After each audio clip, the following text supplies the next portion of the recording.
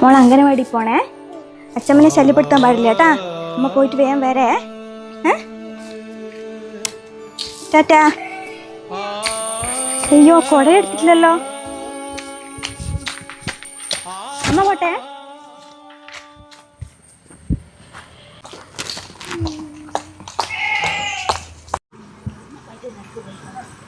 പേടിയായി പോന്നേ. പോക്കെല്ലാം കണ്ട വയ്ക്കും. കലക്ടറേറ്റിലെ ഉദ്യോഗസ്ഥൻ വയ്ക്കും. ഏതോ തുണിപ്പുഴ തെറ്റാടോ 6000 രൂപ 7000 രൂപ കിട്ടും. അതെന്തിനാ പൊരച്ചത് വഹിക്കണേട്ടാ? പോക്ക് തൂക്കണോ? നീ ഇപ്പം ഞാണ്ടോ ഒരു സ്കൂട്ടിക്ക് നോക്കിയോ? ആ പൈസ അടവിലേക്ക് അങ്ങ് പോകും. കണ്ണാടിക്കണ്ട പൈസ ഭർത്താവിൻ്റെ അടുത്തുമാവും. ഇതാ സ്ഥിതി.